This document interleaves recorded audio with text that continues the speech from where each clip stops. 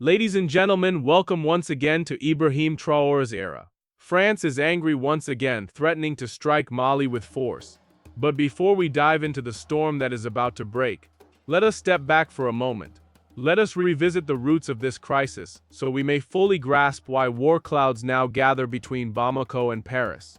Just a few weeks ago in Mali, a coup attempt moved in the night. Coup plotters prepared to strike. Their aim was clear: to topple President Assimi Goïta and throw the AES alliance into chaos. Their scheme was brutal but simple. Hit hard, hit fast, seize the palace, silence the resistance before dawn broke. On national television, Mali's Minister of Defense, General Daoud Ali Mohamedine, revealed the truth. 50 men had been involved in this treachery, and all 50 were in the Malian military custody. Among them were high-ranking Malian officers, men once trusted with the nation's security, who had now traded loyalty for foreign gold. And at the center of this betrayal stood one figure, a Frenchman by the name Yan Vezilier. He was a shadow agent, tied directly to French intelligence. Moving through Mali's corridors of power like a ghost, he watched, he listened, he schemed. His task, to steer the coup from the darkness, identifying which barracks to strike, which communications to sever, and when to take the palace. He was the invisible hand guiding the treason. But Mali was watching too. Long before the conspirators made their move, Malian intelligence had already pierced their circle. The night of the coup came, and instead of surprising Goïta, the plotters stumbled into a trap. They were encircled, captured, and humiliated before their plan even left the barracks. When security forces swept them up, they found more than weapons.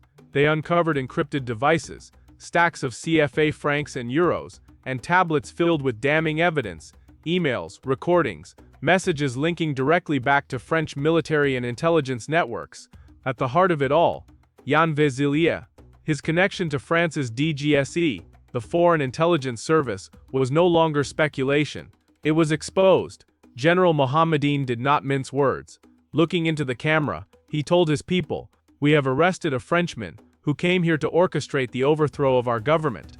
We know his backers, we know his orders, and we know who sent him." The age of French manipulation in Mali is over. Within 72 hours, Paris responded. Loud and indignant, the French government declared, "Yan Vezilier is not a spy. He is a diplomat. His arrest is unlawful. Release him immediately." But Bamako's answer was ironclad. The Goïta government replied on live television, "Yan Vezilier is no diplomat. He is a spy. He was the architect of the coup. He was caught red-handed guiding traitors against Mali. He will face Malian justice. France can do what it wishes, but this man will not be released." And so, brothers and sisters, we arrive at the storm. For more than a month now, Vezilier has sat in Malian custody. Bamako refuses to bend. They insist he is a spy, not a guest. And in the new Mali, spies are not freed at Paris's request.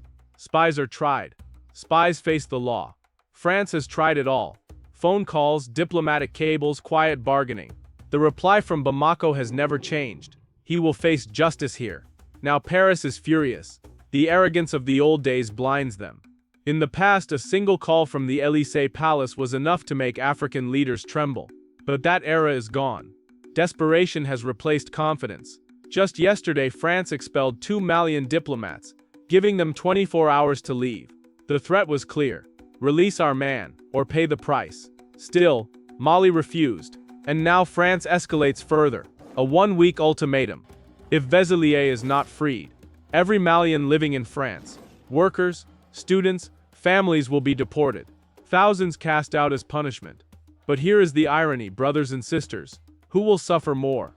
France's economy leans on African workers. Its hospitals depend on Malian nurses. Its transport relies on Malian drivers. Its factories employ Malian hands. Deport them, and who fills the gap? Who drives the buses? Who cleans the streets? Who cares for the patients? France threatens Mali, but in truth, it threatens its own survival, and Goïta knows this. He does not flinch. His answer was swift. Within hours, he ordered the French ambassador to leave Bamako. The embassy was shut. His message was direct: if you want war, prepare yourself. But we are no longer your slaves. This is the Sahel of today, not the Africa of trembling presidents, but of lions. The Africa of today defies. Across the continent, eyes are watching. From Ouagadougou to Niamey, from Conakry to Dakar, Africans are whispering, if Mali can send France packing, why not us? This is why Paris panics. It is not only about one spy. It is about the last threads of French control snapping across Africa. Mali, Niger, Burkina Faso, they stand firm, and others may soon follow. France wanted to make Mali bow. Instead, Mali has made France bleed with pride. The lesson is written. Without Africa, there is no France. But without France, Africa is still Africa. Brothers and sisters, the old chains are breaking. The lion of the Sahel has roared, and the world cannot unhear it. This has been Ibrahim Traoré's era, where colonial arrogance ends, and Africa's rise begins.